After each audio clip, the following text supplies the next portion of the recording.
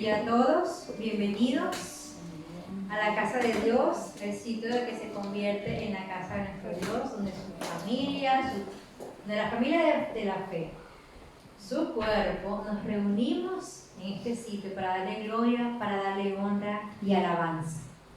Sean todos bienvenidos. Para comenzar este tiempo hermoso de adoración, vamos a tener una oración y comenzaremos. Señor, nuestro buen Dios y Padre Celestial, en este hermoso día venimos delante de tu presencia para darte gracias. Infinitas gracias, Señor, porque tú eres un Dios bueno con nosotros. Gracias, Señor, por la lluvia que refresca nuestra ciudad. Gracias, Señor, por este nuevo día en el cual tus misericordias se han renovado, Señor. Gracias, Señor, por tus bendiciones diarias, porque siempre tienes cuidado de nosotros. Y en este momento y en este lugar en que nos unimos, Señor, como un solo cuerpo, para buscar tu rostro y exaltar tu nombre, quédate con nosotros, Señor, en este tiempo de alabanza, en este tiempo de predicación. Y sé tú, Señor, gozándote de las alabanzas que vamos a darte a ti, Señor. Dedicamos el tiempo para ti, que tú seas glorificado en este momento y exaltado tu nombre en alto, Señor. En el nombre de Jesús. Amén. El Salmo 18, que como algunos saben es uno de mis favoritos, dice más adelante, luego de los primeros versículos en el 31, porque ¿quién es Dios sino solo Jehová? ¿Y qué roca hay fuera de nuestro Dios? Dios es el que me ciñe de poder y quien hace perfecto mi camino, quien hace mis pies como de ciervas y me hace estar firme sobre mis alturas. Y más adelante en el 22 también un salmo hermoso dice, de ti será mi alabanza en la gran congregación, mis votos pagaré delante de los que le temen. Y esta hermosa alabanza con la que vamos a comenzar este tiempo de adoración y alabanza a nuestro Dios, habla de estas dos verdades, que el Señor es el que nos ciñe de poder y de Él será nuestra alabanza en medio de nuestra congregación.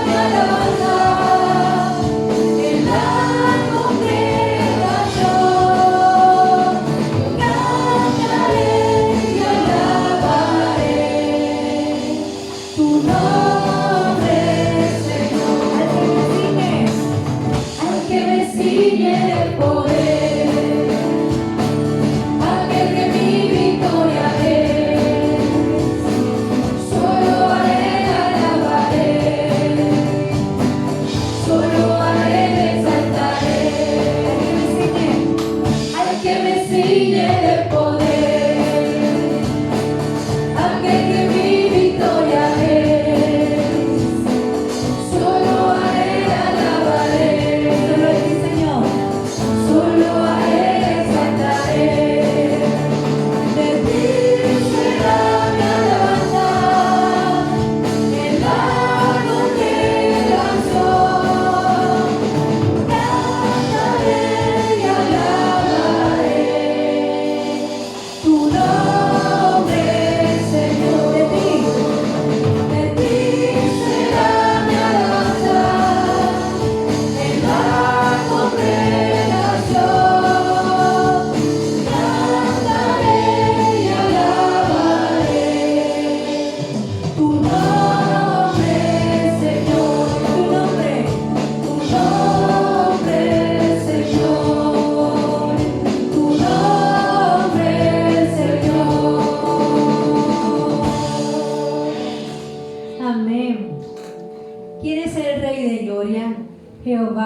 fuerte y valiente, Jehová el poderoso en batalla.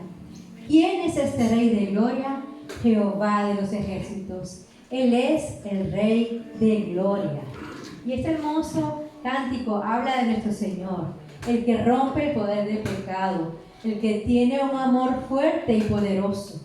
Él es el Rey de gloria, el Rey de majestad. Gracias sublimes.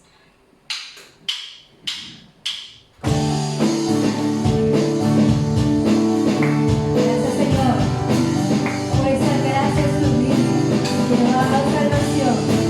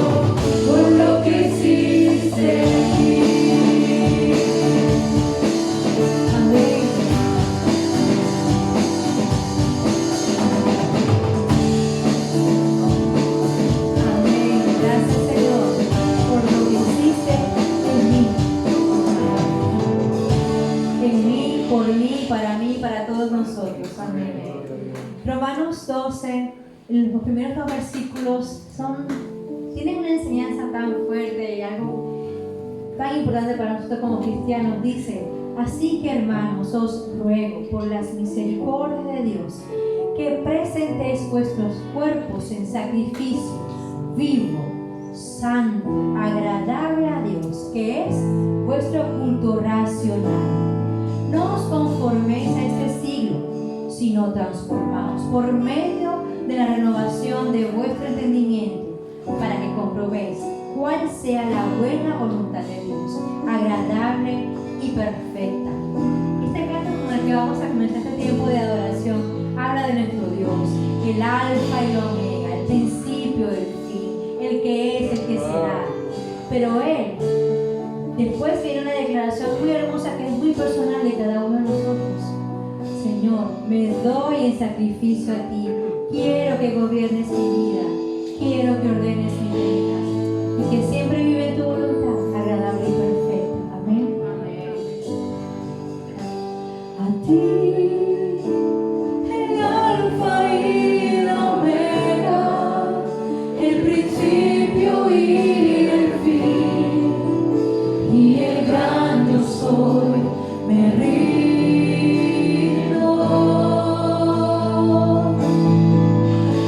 A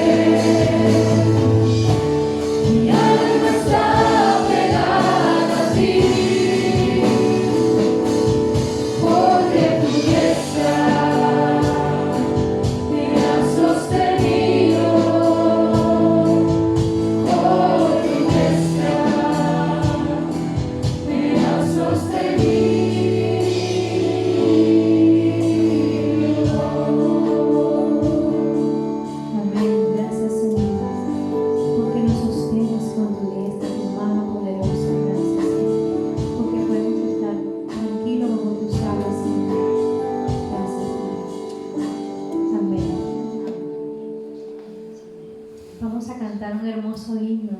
Antes de recoger las ofrendas, me gustaría que cantáramos juntos este himno que dice: todo a Cristo yo me rindo, con el fin de ser refugio. Para siempre quiero amarle y agradarle solo a él.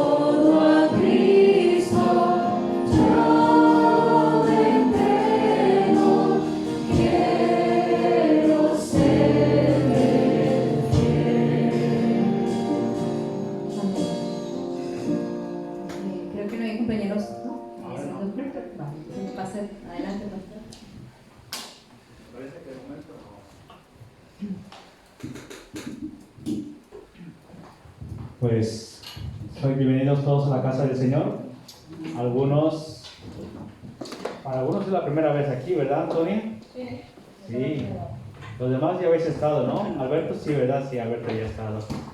Bueno, pues quiero dar la bienvenida a Tren y a María. No habían estado en un culto aquí, ¿verdad, Tren y María? ¿Sí? Bueno, es que cuando uno llega a los 40 y empieza a fallar la memoria. Eso es lo que sucede. Pero bueno, sois todos bienvenidos. Y yo no sé si cómo está su corazón, pero si ustedes sois como a veces mis hijos o yo mismo cuando nos acercamos a la mesa para comer y vemos lo que hay, digo, ¿puede haber otra cosa? Pero ¿sabe qué? La palabra de Dios es buena para nosotros. Y yo creo que debemos orar que el Señor prepare nuestro corazón para lo que Él tiene para nosotros en esta mañana. Y que no sea como la comida que a veces vemos en la mesa y esto no lo quiero. Yo leía un pasaje en el culto anterior donde el apóstol Pablo nos dice que lo examinemos todo y desechemos lo malo y dejemos lo bueno.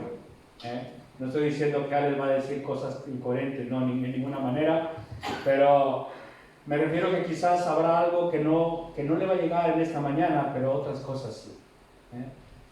Los que nos ponemos aquí al frente tenemos la dificultad de tener que hablar para todos vosotros. Y a veces la necesidad de cada persona en determinado domingo es distinta.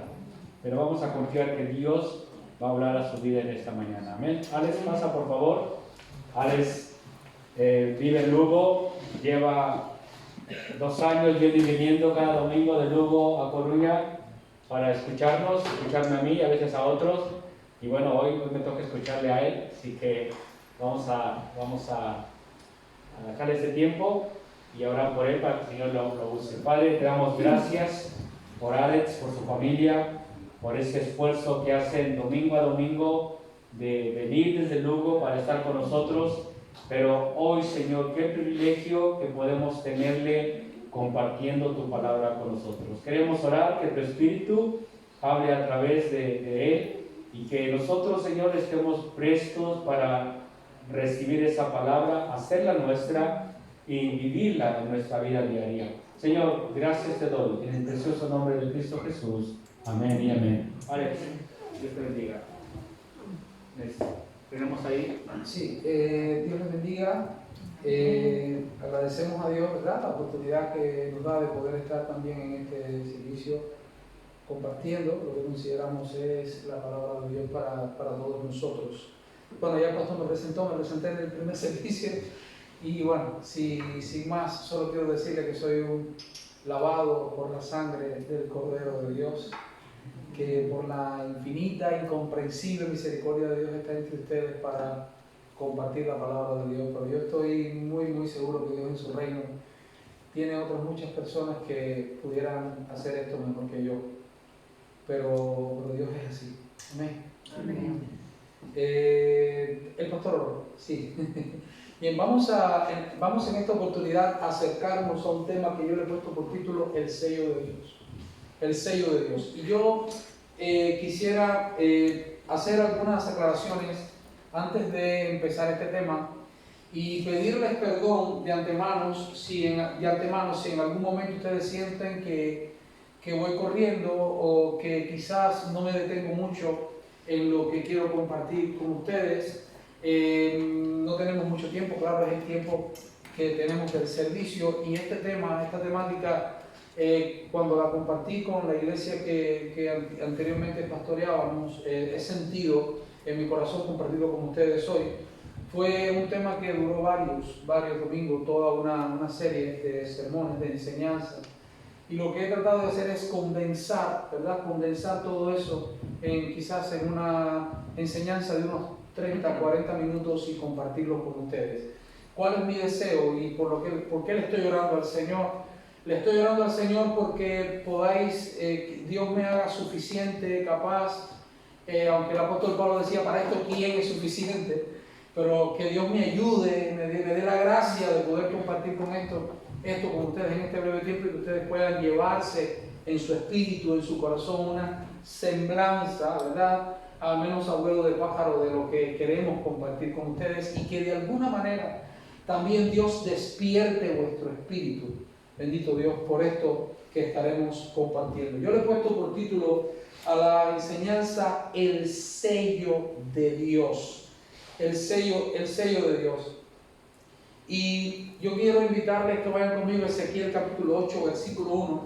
Voy a estar usando muchos textos, pero voy a partir de aquí y luego voy a darnos una vuelta por algunos otros lugares y luego voy a volver a caer. Ya les estoy anunciando lo que vamos a hacer. Dice Ezequiel capítulo 8, versículo 1. En el sexto año, en el mes sexto, fíjense que exprofeso he señalado estos números en rojo para resaltar el hecho de que ellos están ahí y que nosotros los podamos ver, podamos reparar en ello. En el sexto año, en el mes sexto, a los 5 días del mes, aconteció que estaba yo sentado en mi casa y los ancianos de Judá estaban sentados delante de mí. Allí se posó sobre mí la mano de Jehová el Señor y le dijo Jehová, pasa, o sea, allí se posó la mano de Jehová el Señor. Ahora vamos al capítulo 9, al otro capítulo, versículo 4, dice, y le dijo Jehová, pasa por en medio de la ciudad, por en medio de Jerusalén, y ponles una señal en la frente a los hombres que gimen y que claman a causa, ¿verdad?, de todas las abominaciones que se hacen en medio de él. Dice la palabra de Dios que el profeta está teniendo una visión y ve que llegan varones a la ciudad para destruir la ciudad. Los juicios de Dios están para llegar y para destruir la ciudad donde estaba el pueblo de Dios. Y dice la palabra de Dios que antes de que eso pasara, de que la destrucción se consumara, ¿verdad?, fue dada la orden de que pasaran y sellaran en la frente, pusieran un sello en la frente a todos aquellos que claman y que gimen a causa de las abominaciones que se hacían en la ciudad. Hermanos, nosotros en 2 de Timoteo capítulo 2, cuando yo te digo, 2 de Timoteo capítulo 2, versículo 19 dice, pero el fundamento de Dios está firme, teniendo este sello, conoce el Señor a los que son suyos y apártese de iniquidad todo aquel que invoque el nombre de Dios. Entonces, nosotros leemos que el fundamento de Dios está firme sobre la realidad de que Dios nos sella.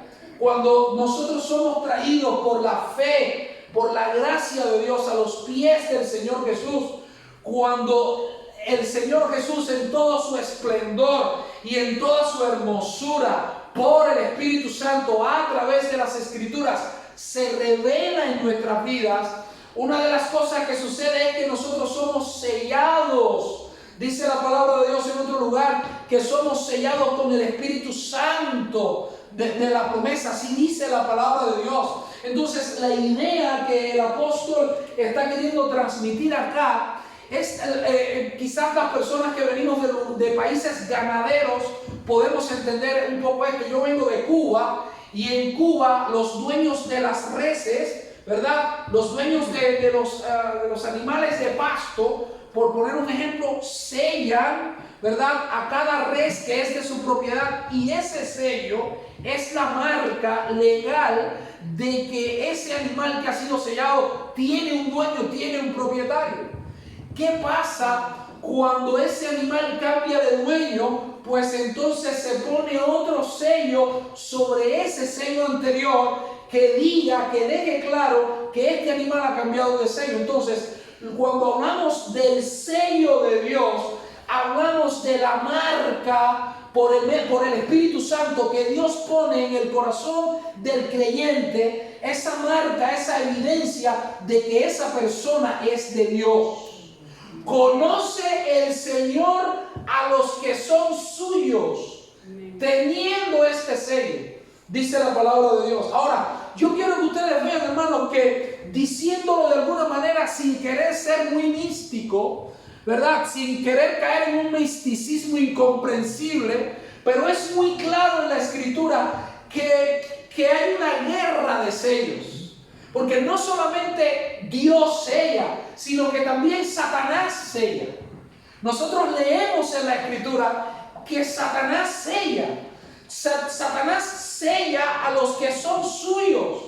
Y lo que viene a hacer el Señor es poner su sello, borrar el sello del antiguo propietario que tenía autoridad sobre nuestras vidas. Por eso es que la Biblia dice que nosotros hemos sido trasladados de la potestad de las tinieblas al reino de su amado Hijo Jesucristo. Y cuando esto sucede, bendito Dios, legalmente en términos espirituales estamos siendo sellados como la propiedad de Dios.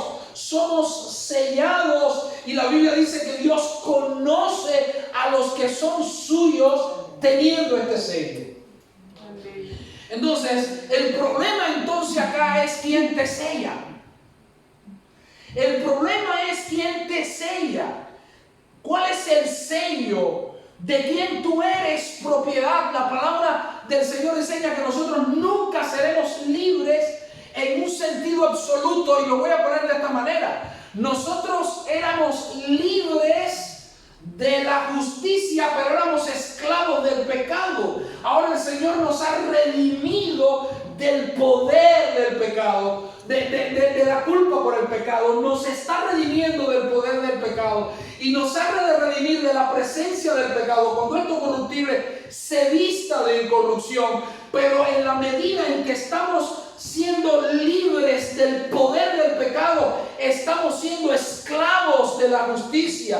Estamos creciendo en ese compromiso, estamos creciendo en santificación, y cada vez, aunque es puntual el hecho de que Dios nos ha marcado, aunque es puntual el hecho de que Dios nos ha declarado suyo, la realidad de la propiedad y la autoridad de Dios en nuestras vidas se ve más clara a medida en que nosotros progresamos en santificación.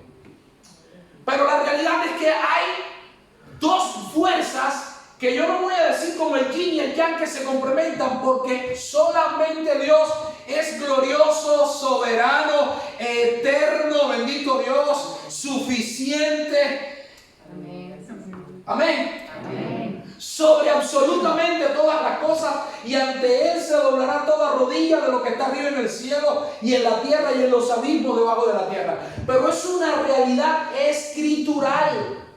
Es una realidad escritural, y ya digo que no queremos caer en misticismos incomprensibles, pero es una realidad escritural que Satanás quiere sellar.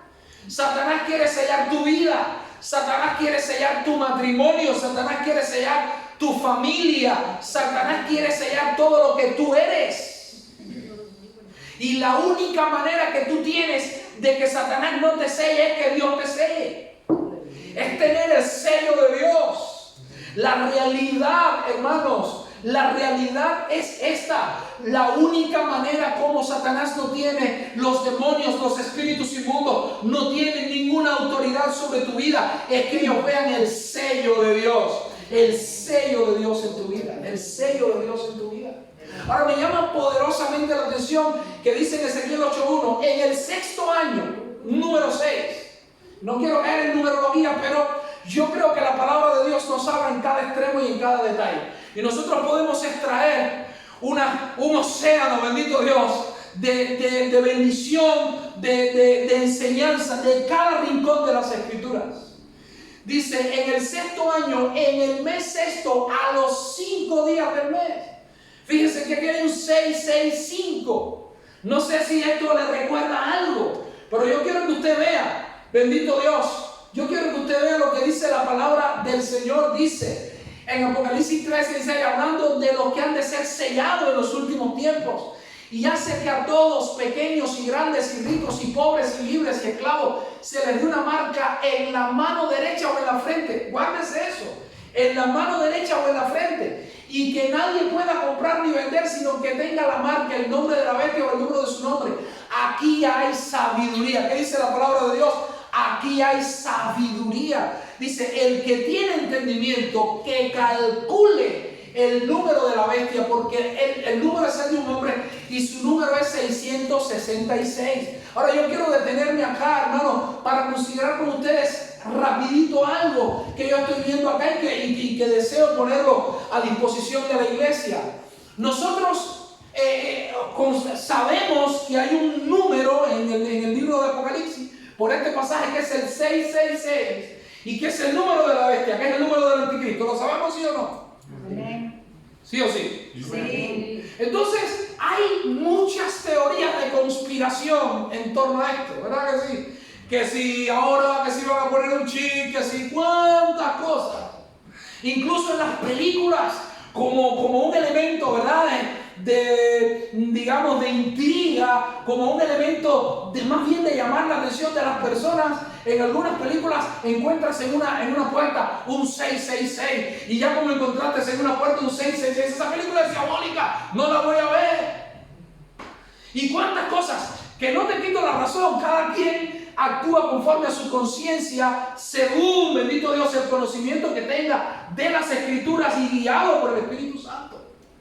Pero yo quiero que ustedes vean, hermanos, que lejos del pensamiento que comúnmente yo veo dentro de la iglesia del Señor, de que estas cosas son así de evidentes, que pueden ser lo que lo serán, y no lo discuto, digo yo, pero yo creo, hermanos, que el ministerio, que la acción, digamos, del anticristo, de ese que se levanta contra Cristo, contra la imagen de Dios en tu vida y contra la obra que Dios está haciendo en tu vida, es más sutil, bendito Dios. Es más sutil. La palabra del Señor dice, y que nadie pueda comprar ni vender sino que venga la marca el nombre de Él. Dice, aquí hay sabiduría. Aquí hay sabiduría. Entonces, dice la Biblia, el que tiene entendimiento, que calcule el número de la bestia. Ahora, yo quiero detenerme un momento acá, porque tú dirás, esto está muy difícil de explicar. Esto está muy difícil de entender. ¿Y para qué nos sirve esto en esta tarde? ¿Esto de qué me puede servir? Déjeme llegar. ¿Por qué razón, hermanos? Primeramente, porque nosotros tenemos que entender que la Biblia no es un libro que fue escrito para catedráticos. La palabra de Dios, el Nuevo Testamento, no fue escrito para esos cerebros más cultivados en esos recintos universitarios, en esos ambientes, digamos, de cátedra. No, la palabra de Dios fue escrita para el vulgo, para la persona de las plazas. De hecho, no fue escrita en el griego clásico, del griego de esos antiguos filósofos clásicos, sino que fue escrito en el griego koiné, en el griego común, en el griego de la chusma, en el griego del obrero, del trabajador, del campesino, del carpintero, en el griego que todos podían entender. Cuando usted ve a una persona que está predicando y trata de hacerle difícil y de impresionarle con dificultades esotéricas y con conceptos más allá, que usted está más impresionado por la elegancia de las palabras que por el contenido, el Espíritu Santo de Dios no está hablando a través de esa persona. Porque la obra del Espíritu Santo es traer claridad a tu vida. La obra del Espíritu Santo es que tú puedas entenderlo todo. Y la palabra del Señor, aún esto, hoy tenemos que ir a un seminario para entender todo esto. Pero en el tiempo en que fue escrita la palabra de Dios, se estaba hablando a personas del vulgo que conocían muy bien lo que se les estaba diciendo. Voy a poner un ejemplo. Imagínense que usted viene conduciendo ahora por una calle y de pronto ve una M muy grande en una esquina. Usted no tiene que ir a un seminario, no tiene que ir a hacer un posgrado para saber que ese es el McDonald's. No sé si me estoy haciendo entender. Usted sabe, ¿verdad? Porque es parte de su día a día, que esa es una cadena de tiendas que está matando a la gente. Que está engordando a la gente y dándole colesterol. O sea, es algo que está en su día a día. Entonces, nosotros tenemos que entender que cuando el Señor, a través de Juan, le está hablando a la iglesia de este tiempo, le está hablando en un lenguaje que ellos se entendían muy bien. que ellos manejaban. Y estamos hablando de una ciencia, y por usar la palabra ciencia, espero que usted no se cierre contra eso. Una ciencia que se llama gematría. O sea, hay evidencias históricas de que los hebreos y los griegos dentro de su alefato usaban la gematría. ¿Y qué cosa es la gematría? La gematría es asignarle un valor numérico a cada letra del alefato hebreo o del alfabeto griego. Y encontramos suficientes pruebas en la historia de que esto es así. De hecho, en la ciudad de Pompeya, que fue arrasada, recuerdan, por un volcán, se encontró recientemente un graffiti de un enamorado. No sé si alguna vez usted puso Margarita y José, felices para siempre. Nunca lo puso. Eso lo vemos mucho. Bueno, se encontró un graffiti de un muchacho que puso: mi corazón es de aquella cuyo número es 243. O sea, parece que él no quería digo yo, estoy especulando que el padre de la chica supiera que él estaba enamorado de ella y encriptaba, se usaba mucho. Entonces, por ejemplo, por poner otro ejemplo, los primeros cristianos en el primer siglo calculaban el número del nombre Nerón. Cuando tú tomas el nombre Nerón, las letras del nombre Nerón, cada letra tiene asignado un valor numérico, y ellos sumaban, y ese valor numérico era 545, que es el mismo valor numérico de la palabra patricida o matricida, si mal no recuerdo. O sea, esto no tiene ninguna autoridad sobre nosotros, simplemente les estoy informando, les estoy dejando ver cómo en la historia hay evidencia, y puedo darle muchas otras. Hay evidencias de que el mundo que recibió el Apocalipsis estaba muy familiarizado con esta práctica. Quizás cuando pasen 1000 años y quiebre McDonald's, hagan excavaciones arqueológicas, encuentren una de esas semis tan grandes que hay en las calles, anunciando McDonald's, y entonces tengan que ir a un seminario y tengan que hacer un posgrado para entender qué significaba esa palabra tan extraña, esa M, qué significaba. Para nosotros no, ¿verdad que no tenemos que ir a ningún lado para saber qué cosa es un McDonald's? Bueno, de la misma manera, Juan se está refiriendo y le está hablando a estos cristianos en términos que ellos podían entender y en términos que ellos podían, o sea, que les era familiar. Dice: aquí hay sabiduría. El que tiene entendimiento, que calcule el número de la bestia, porque el número es el de un hombre y su número es 666. Yo quiero que usted vaya conmigo, porque yo soy un curioso de estos empedernidos y siempre estamos digamos, escudriñando, mirando y tratando de ver en las Escrituras.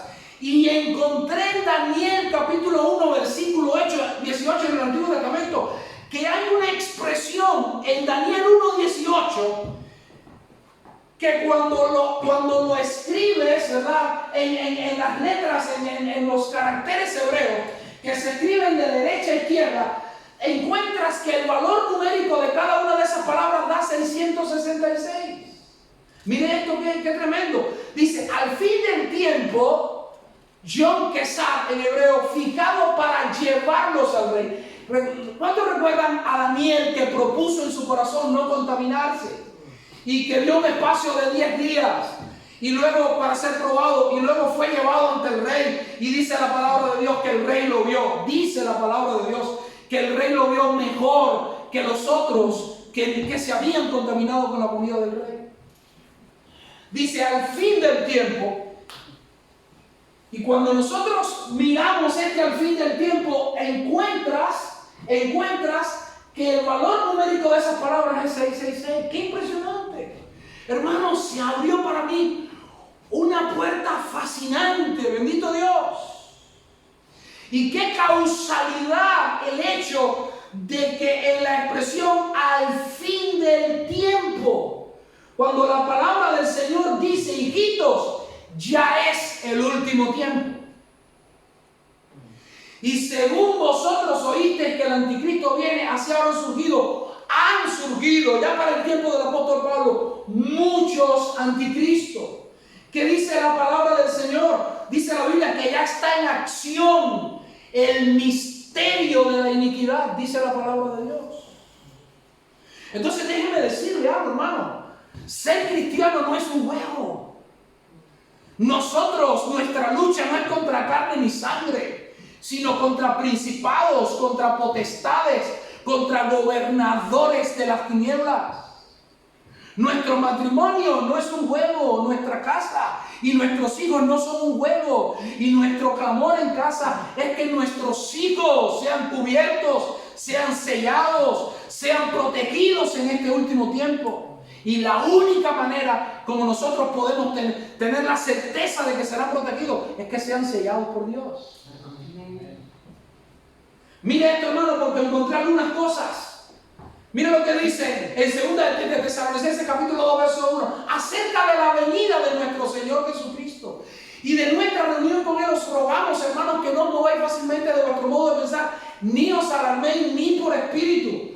¿Qué dice la palabra del Señor? Ni por carta, ni por carta supuestamente nuestra, de que el día del Señor está cerca. Nadie os engañe en ninguna manera, porque ese día no vendrá sin que antes venga la apostasía y se manifieste el hombre de pecado, el hijo de perdición. Hermano, creo firmemente, quiero que me miren, creo firmemente que el misterio, porque la palabra del Señor, de la iniquidad ya está en acción en el mundo. Y yo quiero decirles que si algo quiere destruir Satanás en esta tierra, es la obra de Dios en la iglesia. La imagen de Dios en el creyente, el sello de Dios en el creyente. Está mirando así. ¿Puedo seguir? Miren lo que encontré acerca de esta palabra, hermanos. Cuando uno lee esta palabra en el griego, el valor numérico de la alfa, de la omicron, de la pi, todas. Cuando uno encuentra el valor numérico de esas palabras y lo suma, es 666. Entonces ya está en acción el misterio de la iniquidad. Y cómo Satanás sella a muchos en los últimos tiempos por medio de apostasía. Y la apostasía no se manifiesta en el mundo, se manifiesta en la iglesia. Porque apostasía es negar la fe. Cuando nosotros negamos la fe, el que no tiene fe no tiene nada que negar. Pero la apostasía se manifiesta dentro de aquellos que dicen ser cristianos y tener fe en el Señor Jesucristo.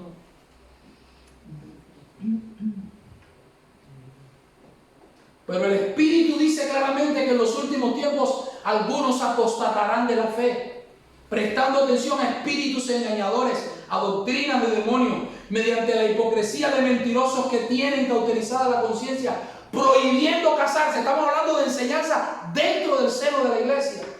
Y mandando abstenerse de alimentos que Dios ha creado para que con acción de gracia participen de ellos los que creen y que han conocido la verdad. Entonces, ¿dónde va a tratar de Satanás? ¿Dónde se manifiesta el misterio de la iniquidad, la acción de la iniquidad en los últimos tiempos? Entre los que han conocido la verdad, entre los que creen. No hay obra de Dios en el corazón de los hombres del mundo que destruir. La obra de Dios que Satanás quiere destruir es la obra de Dios en tu vida, es la obra de Dios en tu matrimonio, es la obra de Dios en tus hijos, es la obra de Dios en la iglesia. Y estamos esperando ver una película que tenga el 666. Sin embargo, el misterio de la iniquidad más sutilmente está viniendo a sellar el espíritu de personas que niegan su fe, que dicen ser creyentes con sus palabras, pero con su vida lo niegan. Eso es la apostasía. ¿Me permiten un poquitito más? ¿Puede ser? ¿Está mirando? ¿Puedo? Sí. En toda la tierra, miren lo que encontré en 1 Samuel, solamente abuelo de pájaro, ya le digo que es abuelo de pájaro. En toda la tierra de Israel no podía hallarse ningún herrero, pues los filisteos decían, no sea que los hebreos se hagan espadas o lanzas. y todo Israel tenía que descender a los filisteos, cada cual para afilar la reja de su arado, su azuela, su hacha y su alijada. El precio era de 2/3 del ciclo por la reja de arado, las azuelas, las horquillas, las hachas y para arreglar las alijadas. ¿Saben qué pasaba? Israel estaba en guerra contra los filisteos. ¿Cuántos saben que la iglesia está en guerra contra este sistema espiritual mundano? ¿Cuántos lo saben? ¿Sí o no? Sí. Cuando hablamos del mundo, no es que tú estés en guerra contra tu vecino, es que tú estás en guerra contra el sistema, el pensamiento, la cultura anticristiana. Definitivamente estamos en guerra. Y lo que sucedió en ese entonces, creo que está sucediendo en este tiempo. Los filisteos dijeron, espérate, vamos a quitarle a los guerreros para que no puedan afilar sus armas de guerra y no tengan con qué defenderse. Entonces Israel tenía que ir a su enemigo a afilar las armas de guerra para poder combatir contra ellos y encima pagarles. Qué impresionante, hermano, cómo el mundo está minando el espíritu de nuestros jóvenes, de la próxima generación de la iglesia. Cómo el mundo está minando con humanismo, con un humanismo atroz que es con... Yo soy humanista y lo ven como algo, ¿sabes?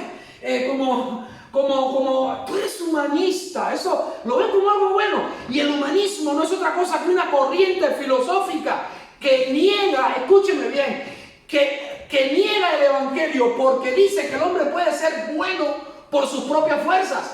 Y si el hombre pudiera ser bueno por su propia fuerza, ¿para qué sirve el evangelio? No se da cuenta que el humanismo desplaza la utilidad y la necesidad del evangelio para la salvación. Pero están yendo nuestros hijos. Yo no estoy diciendo que no envíe a los hijos a la escuela. Yo no estoy diciendo eso. Yo solo estoy diciendo que tenga cuidado, hermano. Que abra sus ojos. Usted es un atalaya. Usted es sacerdote de su casa, de su familia, de su hogar. Abra sus ojos, porque están dañando nuestras armas de guerra, el mundo dentro de la iglesia, las corrientes filosóficas mundanas dentro de la iglesia, el humanismo, el misticismo, el pragmatismo. Están dañando la forma como el creyente concibe el evangelio de las escrituras. Es impresionante. Ahora miren esta palabra, tercios. Vaya conmigo, miren lo que encontré con esta palabra tercio. Esta palabra tercio se lee así, shelosha. No es celosa como no, shelosha. Y sabe, significa tercio. Y cuando uno suma el valor numérico de esas palabras es 666. Hermano, no sé cómo usted me puede estar asimilando en esta mañana, y tengo temor delante de Dios, pero quiero ser valiente para decirle estas cosas. Mira lo que dice en Apocalipsis 12:4, rápido. Y su cola arrastraba la tercera parte, un tercio de las estrellas del cielo y las arrojó sobre la tierra. Y el ángel se paró enfrente de la mujer que estaba parada a la luz. ¿Cuántos, hermanos? Algunos dicen que es Israel, otros que es la iglesia. Yo creo que nosotros somos el Israel de Dios. Y estamos dando a luz la vida de Cristo. ¿Cuántos lo creen? Estamos dando a luz la vida de Cristo. Y Satanás está parado. No es que él sea omnipresente, pero las fuerzas del mal están rodeando tu vida, tu casa constantemente para matar todo lo que de Dios fructifique en ti. Todo lo que tú des a luz de parte de Dios. Todo lo que haya en ti de Dios, Él va a tratar de matarlo. Dice, y tú, hijo de hombre, tómate un cuchillo, toma una navaja de barbero y hazte pasar sobre tu cabeza. Ezequiel 5, de 1 al 3, rápido. Toma pues una balanza de pesar y divide los cabellos en una tercera parte, ya me quedan poco. Quemarás a fuego en medio de la ciudad cuando se cumplan los días del asedio y tomarás una tercera parte, dice, y la cortarás a espada y una tercera parte la esparcirás al viento. Escúcheme, yo no estoy queriendo ser muy místico con esto, pero usted tiene que entender que usted está ante un lenguaje profético, alegórico y profético. ¿Estamos de acuerdo, sí o no? Sí. Estamos en un lenguaje alegórico y dice que una tercera parte de los cabellos, dice la palabra de Dios, que serían quemados al fuego. Y en la Biblia se habla del fuego de la prueba, ¿Cuántas personas hay, hermanos, en nuestro medio que el fuego de la prueba los ha hecho apartarse de su fe en el Señor Jesucristo, de seguir al Señor Jesús? Dice que una tercera parte la cortarás a espada. Escúcheme bien, hermano. La espada no es de afuera. Hay gente dentro de la iglesia, lo digo con todo respeto, cuyas palabras son como golpe de espada. Hay generación que dice la Biblia que sus dientes son espadas y sus muelas son cuchillos. Un comentario que usted haga en el seno de la congregación puede matar para siempre la vida de una persona. Bendito Dios. Un comentario desafortunado puede destruir una vida.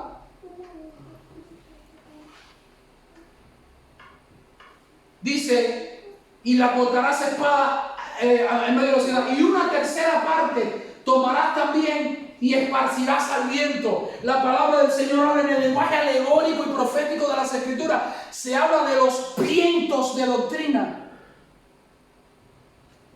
Están cayendo mucha gente en nuestros días.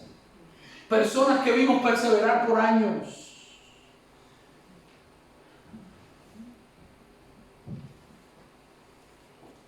Tengo que seguir. Mira lo que encontré en número 13:13. Esto me dejó pasmado, hermano. Perdón, es una palabra en cubano. Se me salió cubano. Número 13:13. De la tribu de Aser, Setur, oculto, hijo de Micael. Y cuando voy a mirar el valor numérico, calcular el valor numérico de Setur, mire lo que encuentro.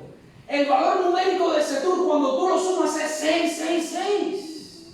Ahora, ¿quién era este Setur? Dice la palabra del Señor. La palabra del Señor enseña que este era uno de los espías que, lejos de animar al pueblo para tomar la tierra prometida, lo desalentó.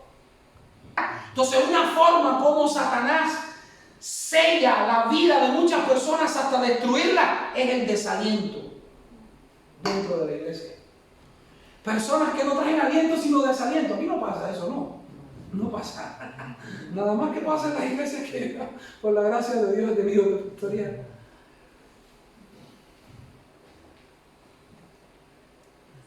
Mira lo que dice la palabra del Señor, hermano. Job capítulo 41, versículo 22, hablando de Leviatán, que es un tipo en el lenguaje alegórico y profético de las Escrituras del Anticristo. Dice: en su cerviz está la fuerza y delante de él se esparce el desaliento. Personas que hablan contigo y te desalientan. ¿Nunca te ha pasado? ¿Nunca has desalentado a alguien sin darte cuenta?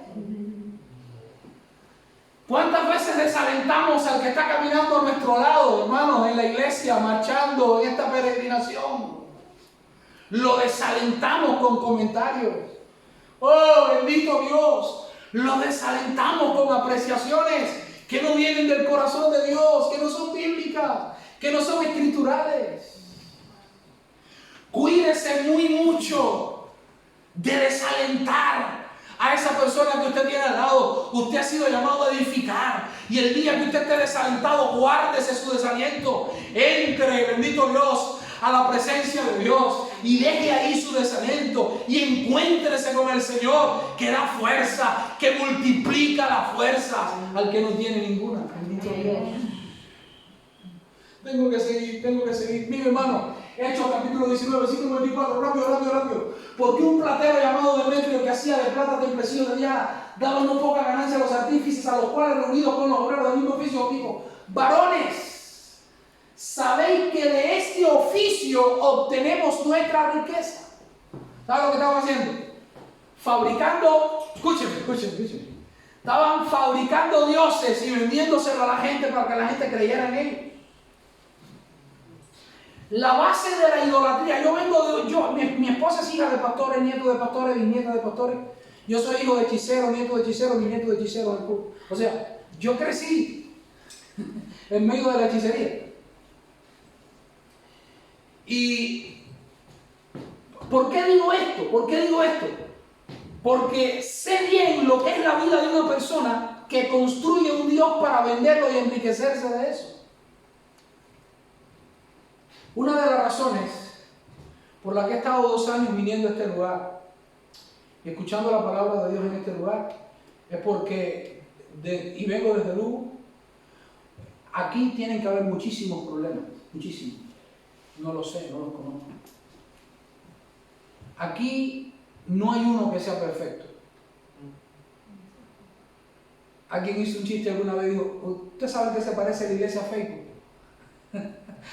¿No has visto en Facebook alguna vez que entras en el perfil de una persona que no ves hace 10 años y te deprimes porque está tan feliz? Y tú dices, tu vida es una basura. Y dices, ay, qué bien le ha ido en la vida. Pues decía esta persona que en Facebook las personas no son tan felices como parece y en la iglesia la gente no es tan santa como parece. Esa es la realidad y lo decíamos en el primer servicio. El apóstol Pablo decía, yo encuentro una ley en mis miembros que queriendo hacer lo bueno no lo hago. Y lo malo que no quiero hacer termino haciendo, miserable de mí. ¿Quién me librará de este cuerpo muerto? Yo, un minuto igual mi testimonio más. Un minuto, mire, yo llegué a la iglesia cuando tenía 12 años. Y llegué y Jesús rompió todo en mi corazón. Él entró victorioso, Él conquistó, hermano. Jesús conquistó cada área de mi vida. En las tinieblas resplandeció la luz del Evangelio. Bendito Dios. En las más oscuras tinieblas con 12 años practicaba la hechicería, pasaba muertos, consultaba espíritus. Todas esas cosas yo hacía con 12 años. En mi casa era un centro de espiritismo. Y llegó Jesús. Y yo miraba al pastor de la iglesia predicando. Y a mí me parecía tan hermoso todo. En el pastor, en la pastora, en la esposa del pastor, en los hermanos. Yo los veía que eran ángeles. 12 años, entienda que 12 años. 12 años.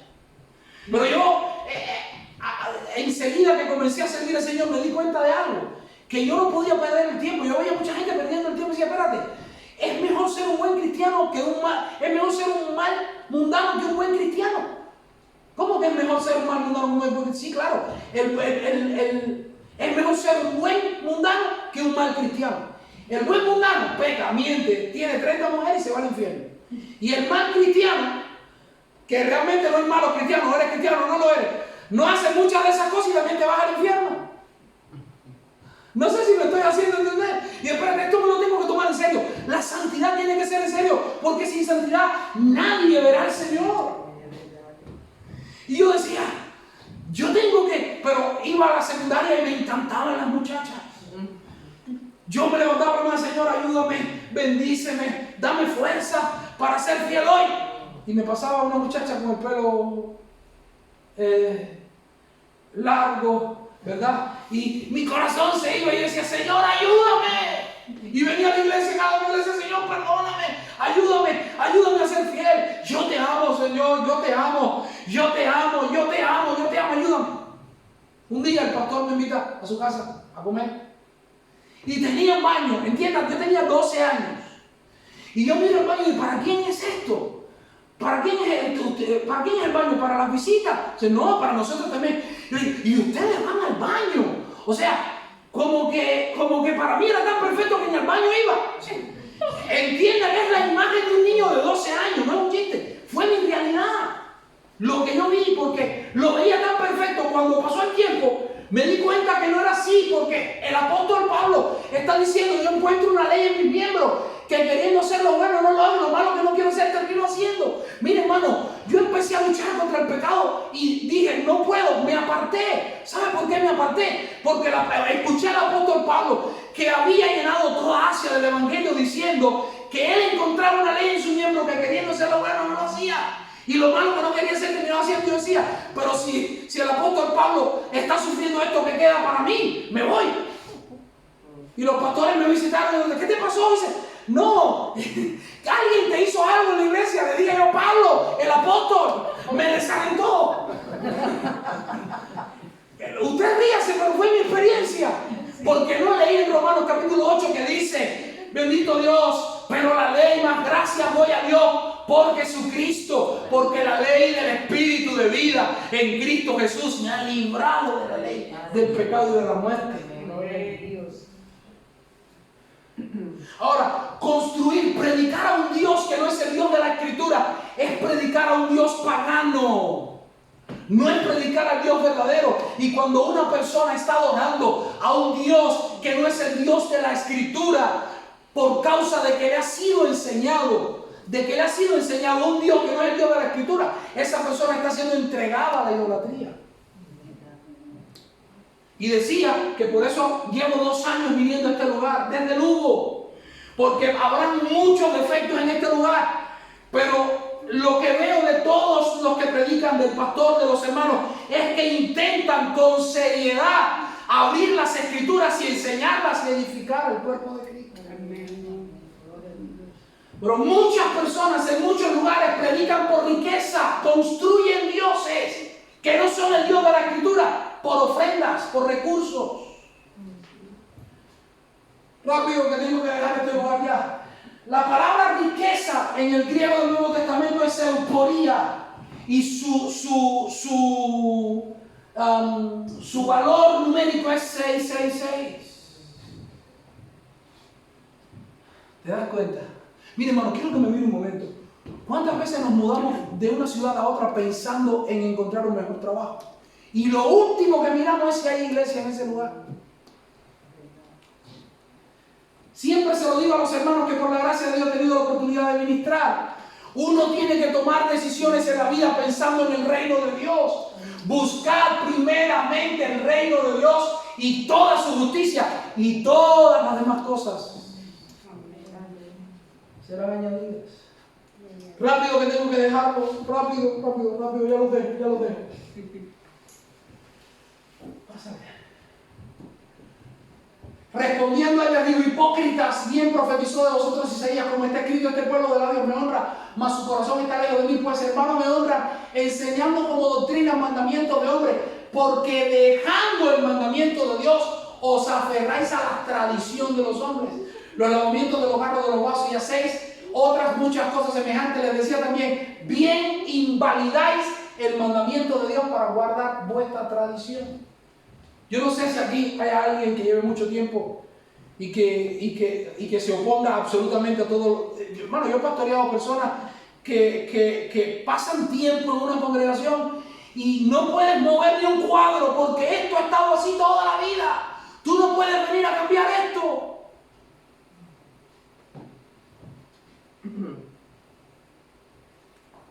La palabra tradición. Cuando la tradición tiene más importancia que los mandamientos de Dios y que la palabra de Dios en la vida de una congregación, esa congregación está sellada y no con el sello de Dios. Esa persona está siendo ministrada por un sello que no es precisamente el sello de Dios. La palabra tradición viene del griego paradosis y el valor numérico es 666. Ya lo tengo que dejar. Me tocaría orar ahora, pero déjame enseñarle sin explicarlo, solamente mostrarles algo más.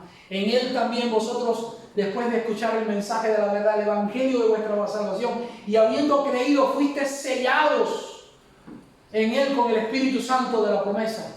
Ahora, volvemos aquí y lo dejo en paz. En el 6º año, en el mes 6º, los 5 días del mes, dice la palabra de Dios: aconteció que estaba yo sentado en mi casa, y los ancianos de Judá estaban delante de mí. Allí se posó sobre mí la mano de Jehová, y le dijo Jehová: pasa por el medio de la ciudad, por el medio de Jerusalén, y ponles una señal en la frente a los que gimen y claman. Pasa rápido. Yo estuve mirando esta palabra para señal. En el original griego es una sola letra, es la última letra del alfabeto hebreo, la taf o la tau. Fíjense que es la última. Y este carácter que ustedes ven aquí no se escribía así. O sea, esa letra, la tau o la taf, no se escribía así en los tiempos en que fue escrito esta porción del Antiguo Testamento. La forma como se escribía, esta letra tau tenía forma de cruz. ¿Ustedes se han fijado por qué los sacerdotes católicos nunca le hicieron así? Vienen y le hacen una cruz en la frente. ¿No sabe de dónde viene eso?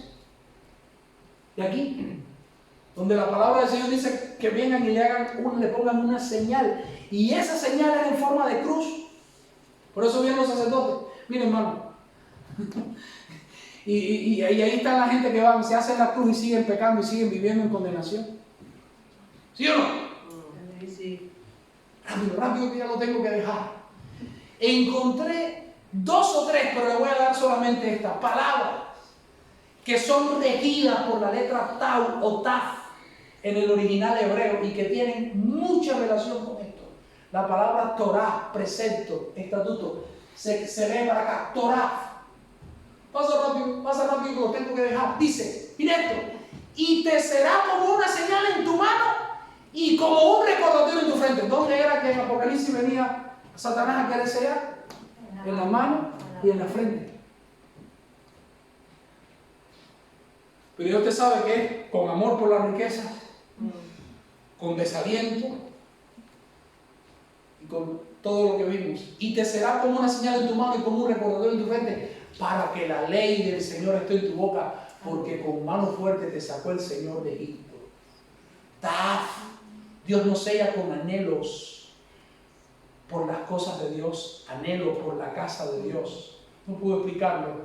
Anhelo tu salvación, anhelo, hermano, míreme. La salvación es un anhelo. La persona de Jesús es un anhelo ferviente. Y usted le puede poner el termómetro, la temperatura a su vida espiritual por el grado de anhelo que usted tiene por la persona y por la obra de nuestro Señor Jesucristo. Anhelo. Tabú, inteligencia, espíritu de revelación, de sabiduría en el consejo de Dios. Mira, ella, pásalo, no lo puedo leer. Tafnif, estructura, modelo.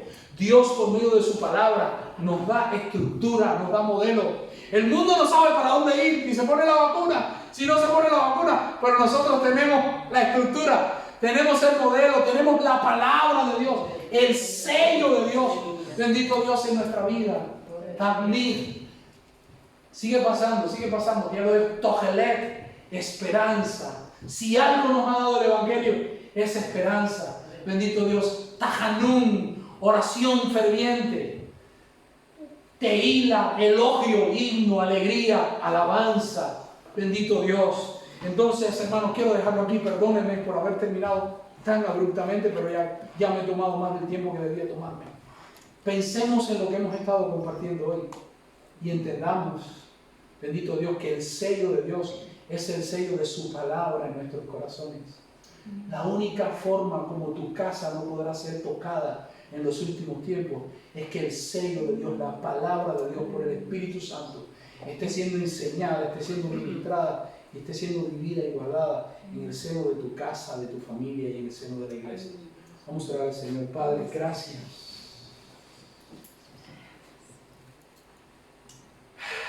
Gracias, Señor, por tu palabra. Gracias por lo que tú nos muestras en tu palabra.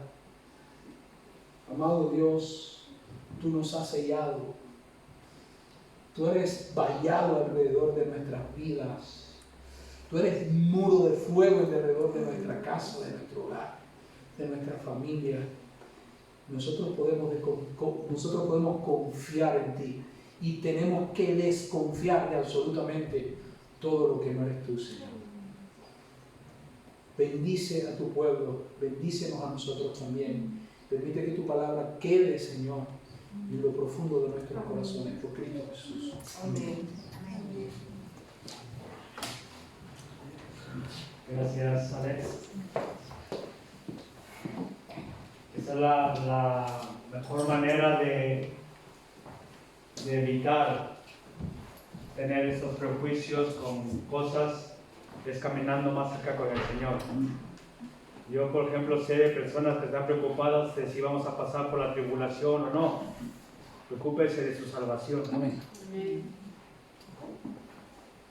De si va a ser 7 años o 3 años y medio, preocúpese de estar bien con el Señor. Porque si son 7 y tienen que pasar por ahí, el Señor le va a guardar. Y si son 3 y medio y tienen que pasar por ahí, el Señor le va a guardar. ¿Quién me separará del amor de Dios? Tribulación, angustia, persecución, hambre, desnudez. Ninguna cosa creada nos podrá separar del amor de Dios, ni en lo alto, ni en lo profundo, ni nada que se ha creado. Pero sabe que si hay cosas creadas que están separando de Dios, a mí me gustaría saber si WhatsApp significa 666. O me gustaría saber si Facebook significa 666. O televisión significa 666. Porque mire, la televisión nos quita de orar. En México hay unos programas que se llaman telenovelas. tele y novelas. Y hay gente que se puede pasar horas y horas y chuparse 5 o 6 series seguidas y jamás orar. Yo no voy a predicar, ¿vale? Padre, te damos gracias por esta enseñanza. Tu palabra dice que las cosas secretas pertenecen a ti, pero las reveladas son para nosotros. Y Señor, aquello que tú has hablado y que conocemos y sabemos que es bueno para nuestra vida, ayúdanos a poder vivirlo, a poder andar en ello, a andar en tus preceptos, porque de esa manera, Señor, ¿qué podrá hacernos el enemigo? ¿Quién podrá separarnos de ti? Gracias, Señor, por Alex, por esta palabra. Oramos por él, por su familia, por los planes que él tiene o los planes que tú tienes para él. Que tú los lleves a buen puerto. Y a nosotros de igual manera que nos lleves a casa, igual en nuestro camino, que podamos disfrutar de esos alimentos que tú has provisto para nosotros. Y ruego por el culto de esta tarde también, que tú también te muevas ahí, que tú seas glorificado. Gracias te doy en el precioso nombre de Jesús. Amén. Dios te bendiga, hermano. Amén.